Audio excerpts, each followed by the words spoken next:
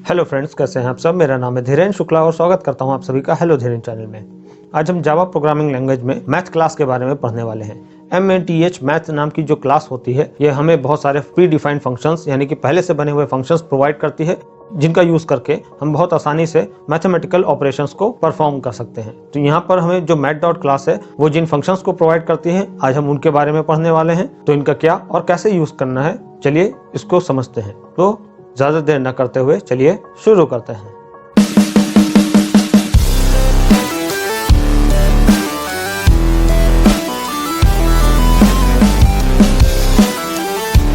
तो जावा में मैथ यानी कि MATH में बोल रहा हूँ, S नहीं लगाना है आपको लास्ट में। MATH मैथ नाम की जो क्लास होती है ये एक प्री डिफाइंड क्लास होती है या प्री डिफाइंड एक लाइब्रेरी होती है, जिसकी मदद से हम बहुत सारे मैथमेटिकल ऑपरेशंस को परफॉर्म करते हैं। ये हमें कई प्रकार के मैथमेटिकल फंक्शंस प्रोवाइड करता है, जिनमें से जो मेन फंक्शंस हैं जिनका हमें अक्सर इस्तेमाल करना है उनके बारे में हम आज पढ़ने वाले हैं। तो चलिए ज़्यादा देर न करते हुए चलते हैं बोर्ड पर और इन्हें समझते हैं कि ये किस प्रकार से काम करते हैं। जो मैथ क्लास होती है हमारी, ये हमें कई प्रकार के जो फंक्शंस देती है। इनमें से हमारे पास जो मेन फंक्शन है वो है मैक्स फंक्शन, दूसरा है मिन फंक्शन, तीसरा है SQRT फंक्शन, चौथा है CBRT फंक्शन, पांचवा है ABS फंक्शन, छठा है रैंडम फंक्शन, सातवां है पाव फंक्शन और आठवां है राउंड फंक्शन। हम इन फंक्शंस का यूज डायरेक्ट SOPLN यानी कि system dot out dot println के अंदर भी कर सकते हैं। अगर हम system dot out dot println वाले स्टेटमेंट के अंदर अगर हम इन फंक्शंस का यूज करते हैं तो ये फंक्शंस जो भी आंसर निकालेंगे उसे डायरेक्ट प्रिंट कर दिया जाएगा। और अगर हम इन फंक्शंस के मदद से जो भी आंसर पा रहे हैं या गेट करना चाहते हैं उसे एक वेरिएबल में स्टोर करना चाहते हैं तो हम वो भी कर सकते हैं, और वेरिएबल में आंसर को स्टोर करने के बाद हम उसे दोबारा प्रिंट कर सकते हैं। तो चलिए अच्छे से समझते हैं कि ये कैसे काम करते हैं। चलिए समझते हैं कि अगर हम SOPLN के अंदर मैथ्स फंक्शन का यूज करना चाहते हैं तो हमें लिखना होगा पहले अपनी मैथ क्लास का नाम मैथ, फिर लगाएंगे डॉट ऑपरेटर के बाद हम अपने मैथ्स फंक्शन का यूज करेंगे। लिखेंगे मैथ्स ब्रैकेट के अंदर अपने नंबर दे देंगे, जैसे कि 18, 63, 74। तो मैक्स फंक्शन क्या करेगा, दिए गए जितने भी नंबर्स होंगे उनमें से जो सबसे बड़ा नंबर यानी कि मैक्सिमम नंबर होगा उसे निकाल करके दे देगा।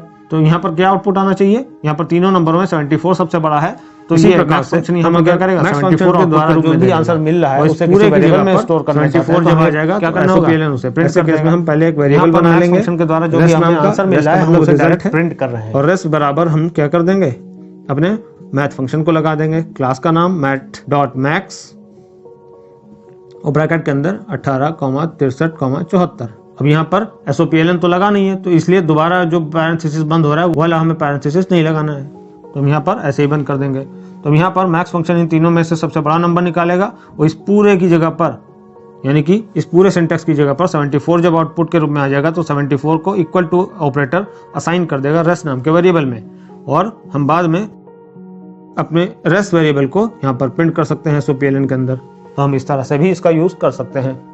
तो यहाँ पर हमने देखा कि मैक्स फंक्शन क्या कर रहा है, दिए गए जितने भी नंबर्स होते हैं उनमें से सबसे मैक्सिमम नंबर यानी कि सबसे जो बड़ा नंबर होता है वो निकाल करके आउटपुट के रूप में हमें देता है। यहाँ पर दिए गए जितने भी फंक्शंस हैं वो सब मैथ क्लास से बने हुए हैं यानी कि मैथ क्लास के अंदर बनाए गए हैं, और सभी के सभी प्री डिफाइंड फंक्शंस हैं। हम यहाँ पर केवल इनका यूज करते हैं यानी कि कॉल करते हैं, और सभी फंक्शंस को यूज करते समय हमें आगे अपनी क्लास का नाम यानी कि मैथ लगाना है। चलिए आगे बढ़ते हैं, मिन फंक्शन को देख लेते हैं। मिन फंक्शन भी मैक्स की तरह से काम करेगा। यहाँ पर अगर हम अब मिन लगा देते हैं, मिन फंक्शन भी इसी प्रकार से काम करेगा। अगर हम SOPLN के अंदर डायरेक्ट मिन दे देते हैं, यहाँ पर सबसे जो छोटा नंबर होगा यानी कि 18 आउटपुट के रूप में SOPLN उसे प्रिंट कर देगा। यहाँ पर क्या होगा, यहाँ पर एक वेरिएबल दिया गया है, वेरिएबल बराबर मैथ.min लगा दिया है हमने यहाँ पर। तो मिन फंक्शन यहाँ पर सबसे छोटा नंबर देगा, तो इस पूरे की जगह पर सबसे छोटा नंबर यानी कि 18 आंसर के रूप में आ जाएगा, और 18 को इक्वल टू ऑपरेटर असाइन कर देगा रेस्ट वेरिएबल में, और इस वेरिएबल को बाद में प्रिंट करके आउटपुट को अपने प्रिंट कर सकते हैं। तो इस तरह से हमने देखा कि मैक्स फंक्शन सबसे बड़ा नंबर दे रहा था, वहीं पर मिन फंक्शन क्या कर रहा है, सबसे छोटा नंबर आउटपुट के रूप में दे रहा है। आगे बढ़ते हैं और SQRT फंक्शन को देखते हैं। अब SQRT फंक्शन क्या करता है, जैसा कि इसके नाम से पता चल रहा है, SQRT यानी कि स्क्वायर रूट, दिए गए नंबर का स्क्वायर रूट निकाल करके दे देगा। अगर हम अपने SOPLN में लिखते हैं math.sqrt और दिया है हमने अंदर 64, मैं समझाने के लिए एक छोटा सा नंबर ले रहा हूँ। 64 जो नंबर दिया गया है इसका स्क्वायर रूट क्या होगा, इसका स्क्वायर रूट 8 होता है, हमें पता है। तो हमें यहाँ पर SQRT फंक्शन से क्या मिल जाएगा, 8 आंसर के रूप में मिल जाएगा। अब चाहे आप उसे SQRT में रख करके डायरेक्ट प्रिंट कर लीजिए, चाहे हम इसके आगे एक वेरिएबल इक्वल टू करके लगा लें और वेरिएबल के रूप में अंदर उसे स्टोर भी कर सकते हैं अपने आंसर को। आगे बढ़ते हैं, देखते हैं CBRT फंक्शन को। इसी तरह से अगर हम SOPLN के अंदर अपने math.cbrt फंक्शन को लगा देते हैं तो CBRT क्या करेगा, CBRT के अंदर जो भी नंबर दिया गया हुआ है उसका क्यूब रूट निकाल करके दे देगा। तो यहाँ पर हम लेट सपोज कोई छोटा सा नंबर ले लेते हैं, आपको बस समझाना ही है। यहाँ पर 64 अगेन दे देता हूँ मैं। तो यहाँ पर 64 का क्यूब रूट क्या होता है, 64 का क्यूब रूट 4 होता है, क्योंकि 4 × 4 × 4 यानी कि 4 4 या 16, 16 4 या 64 होता है। तो 64 का क्यूब रूट हमारा 4 होगा, तो आंसर के रूप में हमें यहाँ पर 4 मिल जाएगा। इसके लिए भी वही बात है कि अगर हम डायरेक्ट SOPLN में करते हैं तो जो भी आंसर यानी कि 4 आएगा उसे डायरेक्ट प्रिंट कर देगा, और अगर हम इसको इक्वल टू करके आगे असाइन कर देते हैं किसी वेरिएबल में तो उस वेरिएबल के अंदर हमारा 4 जाकर स्टोर हो जाएगा और बाद में उस वेरिएबल को कहीं पर भी प्रिंट कराना चाहे तो प्रिंट करा सकते हैं। CBRT के बाद चलते हैं एब्सोल्यूट फंक्शन की तरफ। ABS यानी कि एब्सोल्यूट वैल्यू निकाल करके देना। एब्सोल्यूट वैल्यू का मतलब होता है कि अगर हम कोई नंबर दे रहे हैं ABS फंक्शन को तो वो उसकी एब्सोल्यूट वैल्यू दे देगा। अब एब्सोल्यूट वैल्यू का मतलब होता है कि पॉजिटिव नंबर। अगर हम कोई नंबर निगेटिव नंबर देते हैं, जैसे कि चलिए देखते हैं, यहाँ पर अगर मैंने लिख दिया SOPLN math.abs माइनस का 16.74, तो कोई माइनस का नंबर देने समय माइनस का साइन हटा करके उसे पॉजिटिव नंबर बना देना और पॉजिटिव नंबर को प्रिंट करा देना, ये ABS फंक्शन का काम होता है। तो अगर हम कोई माइनस का नंबर दे रहे हैं तो ABS फंक्शन उसकी एब्सोल्यूट वैल्यू निकालेगा, और एब्सोल्यूट वैल्यू निकालेगा तो मतलब उसकी पॉजिटिव नंबर निकाल के दे देगा, तो आंसर आएगा 16.74। यहाँ पर भी अगर हम इसको किसी वेरिएबल में स्टोर करना चाहते हैं तो हमें एक वेरिएबल बनाना पड़ेगा, इसको आगे इक्वल टू लगाएंगे, इक्वल टू के आगे एक वेरिएबल देना पड़ेगा और उस वेरिएबल को बाद में प्रिंट करा सकते हैं। यहाँ पर देखने वाली एक चीज़ है कि ABS फंक्शन के अंदर अगर हम कोई नंबर दे रहे हैं वो डेसिमल नंबर है, तो जिस वेरिएबल के अंदर हम इसे स्टोर कराएंगे उस वेरिएबल को उसी डेटा टाइप का होना चाहिए। यानी कि अगर डेसिमल नंबर है तो यहाँ पर हम कोई फ्लोट या फिर डबल वेरिएबल ही लेना पड़ेगा हमें, और अगर कोई यहाँ पर इंटीजर वैल्यू दे रहे हैं जिसमें डेसिमल नहीं आ रहा है तो हमें यहाँ पर इक्वल टू करके आगे एक इंटीजर वेरिएबल देना पड़ेगा। चलिए देख लेते हैं। लेट्स सपोज कि अगर हम maths.abs से कहते हैं कि हमें माइनस का 18 है हमारे पास, इस माइनस का 18 की एब्सोल्यूट वैल्यू दे दो। 18 क्या है, एक इंटीजर नंबर है, तो इसमें हमारे पास डेसिमल नहीं आ रहा है, तो हम एक इंटीजर वेरिएबल लेकर के रेस और आगे रेस को रख सकते हैं, और यहाँ पर रेस भी इंटीजर है, और जो यहाँ पर एब्सोल्यूट वैल्यू आएगी माइनस का साइन हटा के यानी कि खाली 18, वो 18 भी एक इंटीजर है, तो रेस वेरिएबल उसे आसानी से स्टोर कर लेगा और SOPLN में जब हम प्रिंट करेंगे तो वो प्रिंट हो जाएगा। वहीं पर अगर हमारे पास 18 ना होकर के 18.94 अगर है तो ये है एक डबल या फिर फ्लोट नंबर, तो हम यहाँ पर अगर हम किसी वेरिएबल में स्टोर कर रहे हैं तो हमें ये ध्यान रखना है कि यहाँ पर अगर डेसिमल नंबर आया है तो ये फ्लोट या फिर डबल होना चाहिए ये वाला वेरिएबल, लेकिन ये तो इंटीजर बनाया हुआ है तो यहाँ पर आ जाएगी एरर। तो हमें क्या करना होगा, यहाँ पर एक डेसिमल वैल्यू यानी कि फ्लोट या फिर डबल टाइप की वैल्यू आ रही है जो कि इंटीजर वेरिएबल में सेव हो रही है, यहाँ पर हमें टाइप कास्टिंग करनी पड़ेगी अलग से। इस वजह से हमें क्या करना है, अपने वेरिएबल को पहले से ही क्या करना है, डेसिमल वाला नंबर लेना है, तो हमें अपने वेरिएबल को फ्लोट या फिर डबल बनाना पड़ेगा। अगर हम यहाँ पर डबल लगा देते हैं तो इस बार क्या करेगा, अगर डॉट वाला नंबर यानी कि एब्सोल्यूट वैल्यू निकालने के लिए माइनस का साइन हटाएगा और 18.94 ये आंसर आएगा रेस वेरिएबल में। अब रेस वेरिएबल इसे आसानी से स्टोर कर लेगा और रेस प्रिंट कर देगा। आगे बढ़ते हैं, देखते हैं रैंडम फंक्शन क्या करता है। अब रैंडम फंक्शन का काम ये होता है कि अगर हम लिख देते हैं math.random, रैंडम फंक्शन के पैरेंथेसिस के अंदर हमें कोई नंबर नहीं देना होता है, यहाँ पर ये ब्लैंक जाता है। अगर हम इससे मिलने वाले आउटपुट को किसी वेरिएबल में स्टोर करना चाहते हैं तो हम यहाँ पर एक वेरिएबल देंगे, और अगर डायरेक्ट प्रिंट कराना चाहते हैं तो इसे डायरेक्ट SOPLN के अंदर लिख देंगे। अब यहाँ पर रैंडम फंक्शन क्या करता है, रैंडम फंक्शन का काम होता है 0 से लेकर के, या फिर यूं कहें कि 0.0 से लेकर के 1.0 तक की रेंज का कोई भी रैंडमली एक नंबर जनरेट कर देता है। और जैसा कि हम देख पा रहे हैं कि 0 से लेकर के 1 के बीच की बात हो रही है, तो यहाँ पर 0 जो होता है वो इस लिस्ट में इंक्लूडेड रहता है और 1 जो होता है वो एक्सक्लूडेड रहता है। अब इंक्लूडेड का मतलब है कि भाई 0.0 से लेकर 1.0 के बीच का कोई नंबर अगर देगा तो इसमें 0.0 हो सकता है, इंक्लूडेड है ना, तो हमारा जो आंसर आएगा रैंडमली कोई नंबर जनरेट होगा उसमें 0.0 भी हो सकता है, लेकिन 1 नहीं हो सकता क्योंकि 1 एक्सक्लूडेड है, 1 से एक कदम पहले ही तक जाएगा। 1.0 को या फिर 1 को इंक्लूड नहीं करता, इसका मतलब क्या है कि ये 0.9 तक ही जाएगा और 0.9 तक जाता है तो 0.1 अगर और बढ़ा दें यानी कि 0.1 और अगर जोड़ दें तो ये कंप्लीट 1 हो जाएगा इस तरह से। तो 0.1 अगर और बढ़ जाएगा तो 1 आ जाएगा, तो ये 0.9 तक जाता है। तो 0.0 से लेकर 0.9 तक की रेंज का ही कोई ना कोई नंबर रैंडमली ये जनरेट करके दे देता है।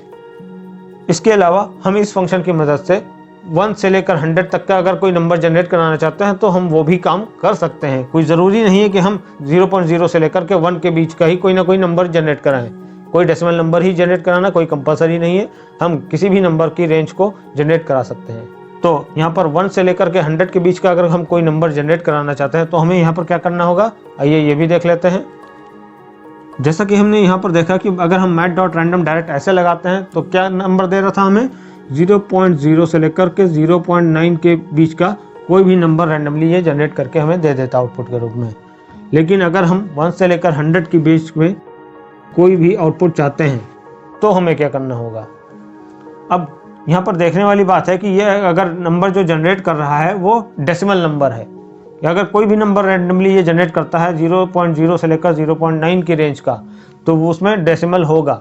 और डेसिमल होगा का मतलब कि हमें अगर हम इसे डायरेक्ट प्रिंट कर रहे हैं तब तो कोई बात नहीं, यानी कि SOPLN में हमने इसको डायरेक्ट लिख रखा है, तो ये जो भी नंबर जनरेट करेगा डेसिमल वाला हो या बिना डेसिमल वाला वो डायरेक्ट प्रिंट हो जाएगा, तब तो कोई बात ही नहीं है।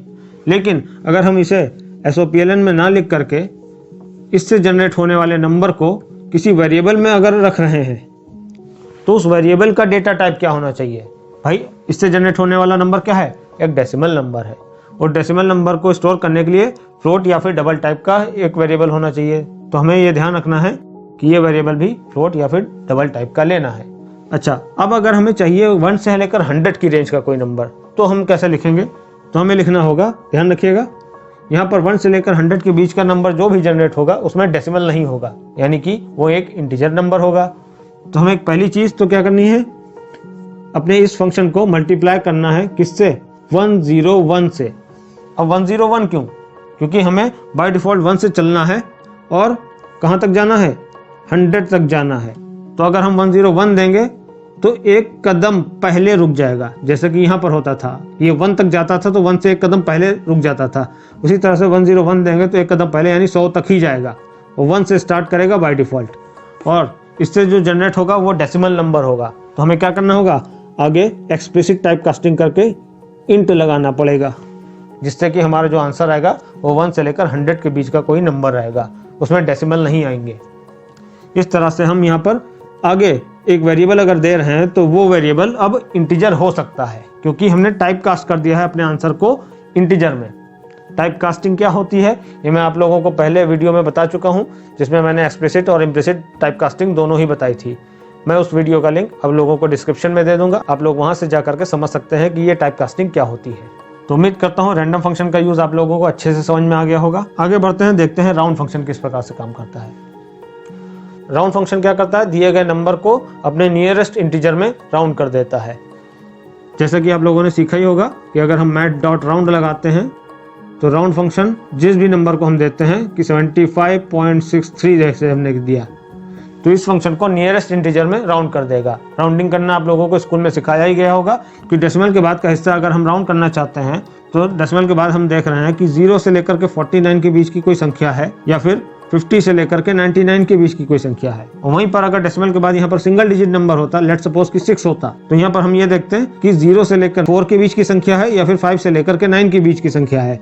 ये सिंगल डिजिट के लिए है 1 डिजिट, और ये 2 डिजिट के लिए है। तो लेट सपोज कि यहाँ पर 4 है, तो यहाँ पर हम देखेंगे कि 50 से लेकर 99 के बीच की अगर संख्या है तो हम यहाँ पर +1 कर देंगे, और अगर 0 से लेकर 49 के बीच की संख्या है तो कुछ भी नहीं करेंगे। इसी प्रकार से यहाँ पर भी सिंगल डिजिट के लिए भी कि 0 से लेकर 4 के बीच की कोई डिजिट है तो यहाँ पर कोई भी ऑपरेशन परफॉर्म नहीं करेंगे। और 5 से लेकर के 9 के बीच की अगर संख्या है कोई तो हम वहाँ पर +1 कर देंगे, यानी एक कदम आगे बढ़ जाएंगे। तो हमने यहाँ पर देखा कि ये जो संख्या है 64, हमें दोनों के दोनों हटाने हैं ना, तो 2 डिजिट वाले नंबर के लिए 50 से 99 के बीच की संख्या है तो हम +1 कर देंगे। +1 कहाँ करेंगे? डेसिमल के लेफ्ट साइड वाले हिस्से में, यानी कि इसमें +1 कर देंगे। 75 की जगह पर आंसर आएगा 76, और डेसिमल के पार्ट का जो भी हिस्सा है उसे ट्रंकेट कर दिया जाएगा। वहीं पर अगर हम यहाँ पर 14 लिख लेते हैं, अब 14 क्या है? अब 14 को हमें अगर हटाना है डेसिमल के बाद तो यहाँ पर 14 2 डिजिट का नंबर है तो यहाँ पर आते हैं। 0 से 49 के बीच की संख्या है तो यहाँ पर कोई भी ऑपरेशन परफॉर्म नहीं होगा। इसका मतलब है कि डेसिमल के लेफ्ट में जो नंबर लिखा है यानी कि 75, इस पर कोई भी छेड़छाड़ नहीं करेंगे। 75 का 75 वैसे का वैसे ही लिख देंगे और डेसिमल के बाद का हिस्सा ट्रंकेट हो जाएगा। तो इस प्रकार से राउंडिंग होती है। तो उम्मीद करता हूँ राउंड फंक्शन का भी यूज आप लोगों को अच्छे से समझ में आ गया होगा। और अच्छे से समझने के लिए चलते हैं लैपटॉप की स्क्रीन पर और वहां पर भी समझ लेते हैं कि ये किस प्रकार से काम करते हैं। तो हेलो फ्रेंड्स, अब हम आ गए हैं अपने लैपटॉप की स्क्रीन पर और चलिए चलते हैं अपने ब्लूजे के ऊपर और देखते हैं कि आगे काम कैसे करना है। तो चलिए ओपन कर लेते हैं सबसे पहले अपना ब्लूजे। ये रहा हमारा ब्लूजे का सॉफ्टवेयर एंड मैं इस पर करता हूँ डबल क्लिक। ये हमारा ब्लूजे ओपन हो गया है। यहाँ पर हम जाएंगे, सबसे पहले न्यू क्लास लेंगे। न्यू क्लास में लेने के बाद अब हम यहाँ पर आज हम पढ़ने वाले हैं मैथ क्लास के बारे में। तो यहाँ पर हम अपनी क्लास का नाम मैथ, डायरेक्ट आप मैथ क्लास नाम ना दीजिएगा, क्लास का नाम मैथ देते हैं। अब अपनी क्लास का नाम सिर्फ मैथ मत दीजिएगा, ध्यान रखिएगा मैथ नाम से पहले से ही ऑलरेडी ये क्लास बनी हुई है तो हम अपनी इस क्लास को मैथ के नाम से नहीं बनाएंगे। हम यहाँ पर अपनी क्लास का नाम दे देते हैं मैथ क्लास। तो ये हमारी मैथ क्लास नाम की एक क्लास बन जाएगी। ओके पर करते हैं क्लिक एंड ये हमारी मैथ क्लास बन करके आ गई है। मैं इस पर करता हूँ डबल क्लिक और अपने कोड में आ जाता हूँ। कोड में आने के बाद यहाँ पर मैं Ctrl A प्रेस करता हूँ, सब कुछ डिलीट करके दोबारा मैं अपनी क्लास को बना लेता हूँ पब्लिक क्लास मैथ क्लास। ध्यान रखिएगा जो नाम आपने वहाँ पर दिया था वही नाम आपको यहाँ पर भी देना है। कर्ली ब्रेसेस लगाए, अंदर आने के बाद हम पब्लिक स्टैटिक वॉइड मेन लिखते हैं। पब्लिक स्टैटिक वॉइड मेन, अंदर स्ट्रिंग args कोई देना कंपलसरी नहीं है लेकिन आप दे सकते हैं। अंदर आने के बाद मैं यहाँ पर कुछ वेरिएबल ले लेता हूँ। Int no is equal to 345 semicolon लगा करके मैं डबल टाइप का भी एक वेरिएबल ले लेता हूँ। num is equal to 45.67 semicolon. अब यहाँ पर आकर के मैं system dot out dot println करता हूँ डायरेक्ट और अंदर आ करके मैं प्रिंट कराता हूँ मैथ डॉट मैक्स को। मैक्स फंक्शन लगाने के बाद पैरेंथेसिस लगाए, पैरेंथेसिस के अंदर मैं 2 नंबर दे देता हूँ जैसे कि 56 एंड 68। यहाँ पर मैक्स फंक्शन क्या करेगा, 56 और 68 इन दोनों में से जो भी नंबर बड़ा है उस नंबर को आउटपुट के रूप में प्रिंट करके दे देगा हमें। यहाँ पर मैं करता हूँ कंपाइल एंड क्लोज करके यहाँ पर आऊँगा और मैं करता हूँ वॉइड मेन के ऊपर क्लिक और यहाँ पर ओके। ये देखिए 68 आंसर आ रहा है क्योंकि हमारा बड़ा नंबर है दोनों में से। यहाँ पर मैंने no और num नाम के दोनों वेरिएबल्स का अभी कोई यूज नहीं किया हुआ है, आगे देखेंगे इसके बारे में। मैं दोबारा इस लाइन को कॉपी पेस्ट कर लेता हूँ और यहाँ पर हम लगाते हैं अपना min फंक्शन। ये देखिए मैंने min लगाया, 56 और 68 में से ये देगा हमें सबसे छोटा नंबर यानी कि 56 आंसर के रूप में आएगा। कंपाइल करते हैं अगेन एंड क्लोज करके। ये देखिए यहाँ पर आकर के वॉइड मेन पर करता हूँ क्लिक और ओके। ये देखिए हमारा नीचे आ रहा है 56, 68 एंड 56। 68 हमारा मैक्सिमम नंबर है और 56 हमारा मिनिमम नंबर है। और इसको आसानी से समझने के लिए हम यहाँ पर आगे लिख लेते हैं मैथ डॉट मैक्स के आगे यहाँ पर डबल कोट के आगे मैं यहाँ पर लिख देता हूँ मैक्सिमम नंबर इज, उसके बाद प्लस ऑपरेटर लगा के कॉन्काटिनेट कर देता हूँ। इसी तरह से यहाँ पर आकर के मैं लिख देता हूँ डबल कोट में minimum number is and plus operator. अब आसानी से आप लोगों को समझ में आएगा। कंपाइल करते हैं, दोबारा रन करते हैं, right click void main and okay. ये देखिए maximum number is 68 and minimum number is 56 आ रहा है। आगे बढ़ते हैं और देखते हैं अपने दूसरे फंक्शनों को। आगे हमारे पास है क्यूब रूट और स्क्वायर रूट नाम के फंक्शंस जो कि यहाँ पर देते हैं और मेन फंक्शन की जगह पर मैं लगा देता हूँ स्क्वायर रूट फंक्शन SQRT और अंदर दे देता हूँ जैसे कि 64। यहाँ पर 64 का जो स्क्वायर रूट होगा वो प्रिंट करके दे देगा, यानी कि SQRT दे देगा। आगे मैं लिख देता हूँ यहाँ पर स्क्वायर रूट इज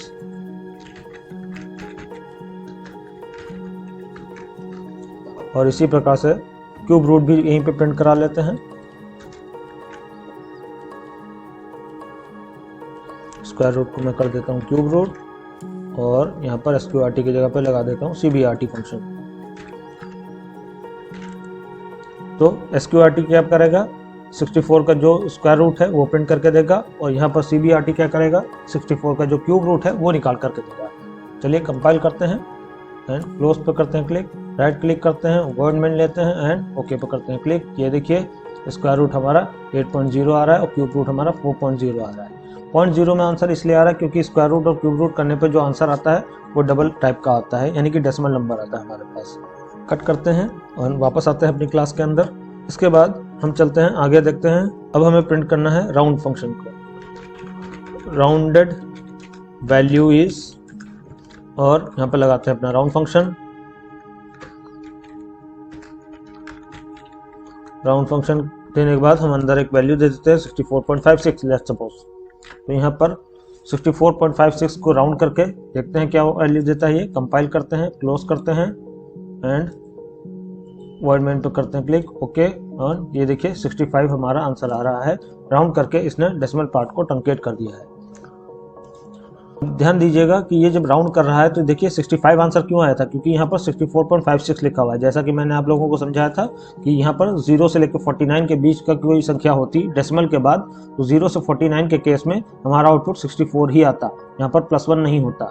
लेकिन यहाँ पर डेसिमल के बाद क्या हुआ है, 0 से 49 के बाद यानी कि 50 से लेकर के 99 के बीच की कोई संख्या है, जिसकी वजह से यहाँ पर डेसिमल के पहले यानी कि 64 में +1 करके 65 दे रहा है। आप लोगों को अगर ये समझ में नहीं आया है तो आप लोग वीडियो को रिवाइंड करके दोबारा देख सकते हैं, जब मैंने बोर्ड पर समझाया था राउंड फंक्शन को ये किस प्रकार से काम करता है।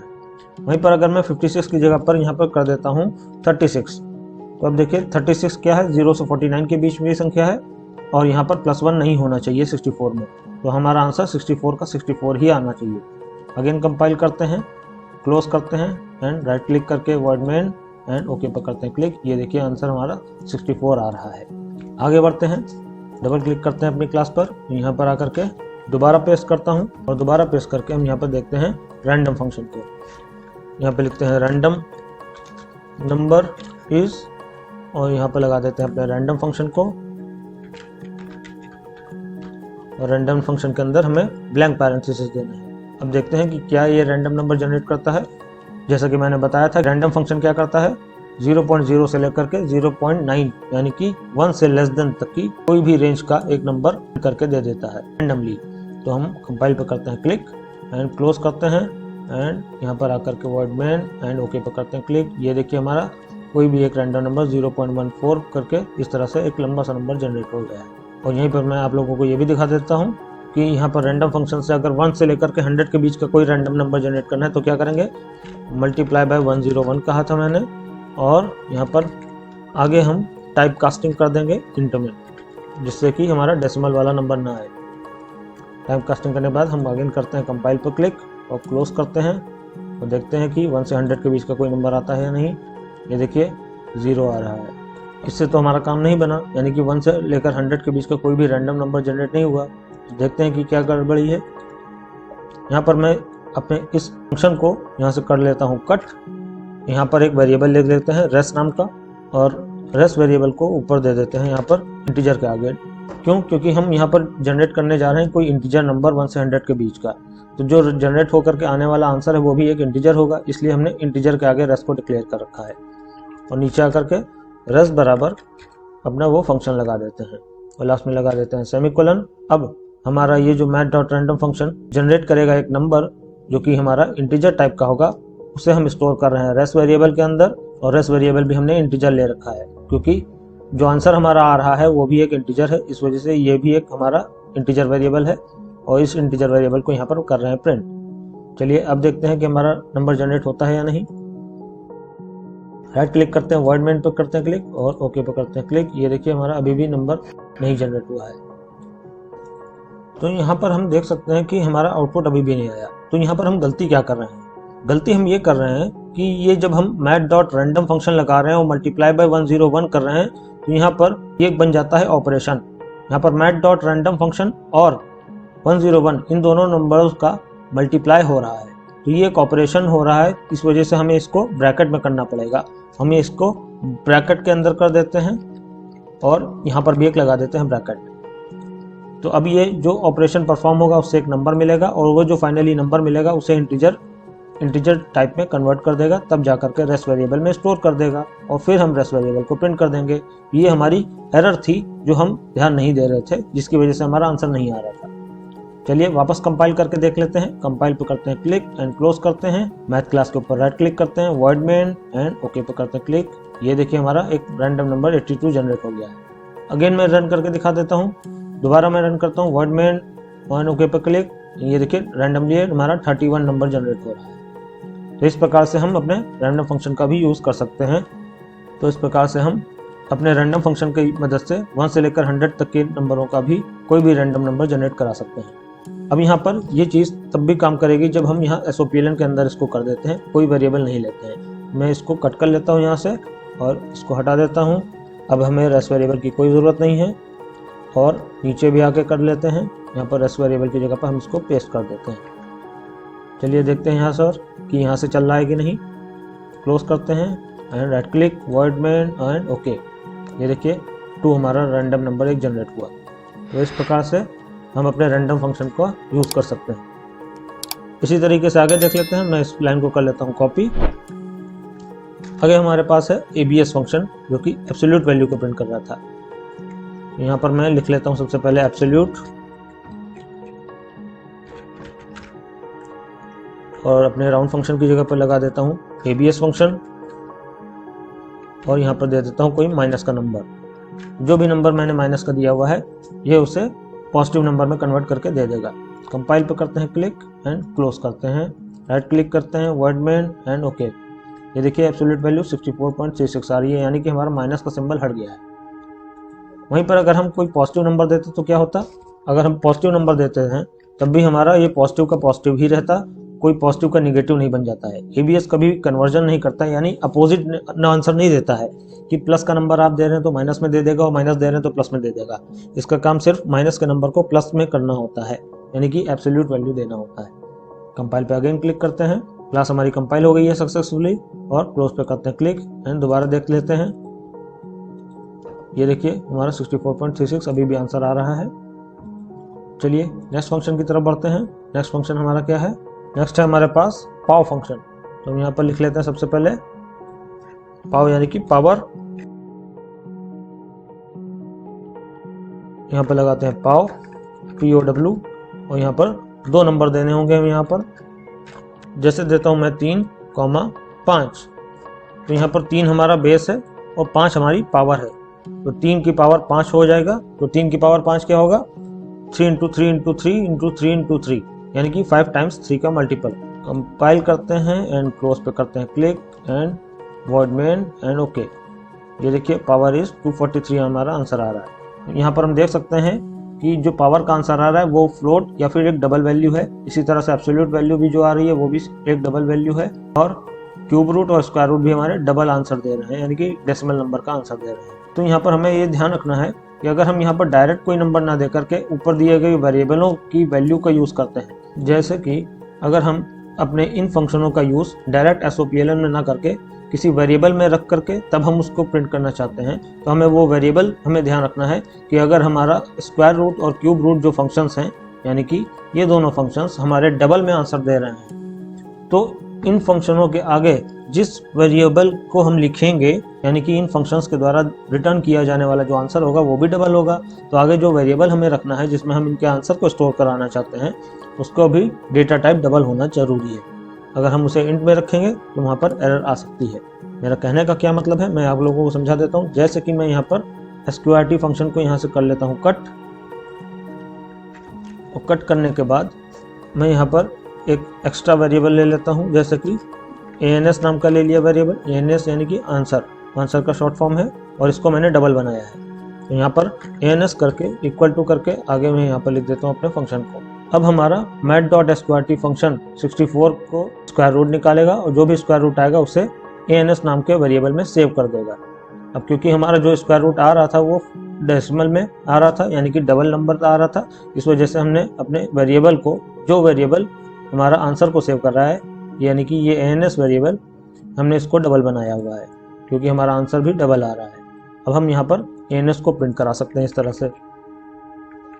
चलिए रन करके देख लेते हैं कि स्क्वायर रूट में कोई एरर तो नहीं आ रही है। Right click, void main and okay पर करते हैं क्लिक। ये देखिए स्क्वायर रूट के आगे भी 8.0 आ रहा है, कोई एरर नहीं आ रही है।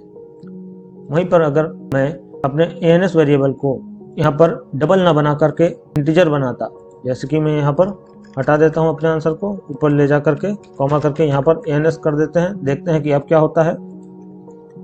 ये देखिए एरर आ रही है। क्या एरर आ रही है भाई? यहाँ पर एरर बता रहा है कि इनकम्पैटिबल टाइप्स, यानी कि आपका डेटा टाइप्स इनकम्पैटिबल है, यानी कि सही नहीं है, क्योंकि sqrt फंक्शन एक डबल वैल्यू को रिटर्न करेगा और जो ans वेरिएबल है वो बना हुआ है अब इंटीजर टाइप का, और इंटीजर बना होने की वजह से ये इंटीजर वैल्यू को ही सेव कर पाएगा, डबल वैल्यू को सेव नहीं कर पाएगा। इसलिए हमें ये ध्यान रखना है कि चाहे स्क्वायर रूट फंक्शन हो, चाहे क्यूब रूट फंक्शन हो, या कोई भी ऐसा फंक्शन हो जो हमारा आंसर डबल में यानी कि डेसिमल नंबर में रिटर्न करेगा, तो फंक्शन को लगाते समय अगर हम किसी वेरिएबल में उसके आंसर को सेव करवा रहे हैं या रिटर्न करवा रहे हैं तो उस वेरिएबल का डेटा टाइप भी हमें ध्यान रखना है कि वो डबल होना चाहिए। तो मैं वापस इसको सही कर देता हूँ पहले की तरह से, हमारा ans वेरिएबल डबल ही रहेगा। अब कंपाइल करते हैं, देखिए कोई एरर नहीं है। तो उम्मीद करता हूँ कि सभी मैथ फंक्शंस आप लोगों को अच्छे से क्लियर हो गए होंगे। तो उम्मीद करता हूँ कि मैथ क्लास के अंदर बनाए गए जितने भी फंक्शंस हैं उन सबका यूज आप लोगों को बहुत अच्छे से समझ में आ गया होगा। अगर आप लोगों को अभी भी कुछ समझ में नहीं आया है या मन में किसी भी प्रकार का कोई क्वेश्चन है तो कमेंट सेक्शन में कमेंट करके मुझे जरूर बताएं। मैं पूरी कोशिश करूंगा आप लोगों के सभी सवालों का जवाब देने की। वीडियो अगर पसंद आई हो तो लाइक एंड शेयर करना ना भूलें, एंड चैनल पर नए हो तो चैनल को जरूर सब्सक्राइब करें। अपना ढेर सारा ख्याल रखिए, बहुत ही जल्द मिलते हैं नेक्स्ट वीडियो में। तब तक के लिए थैंक यू।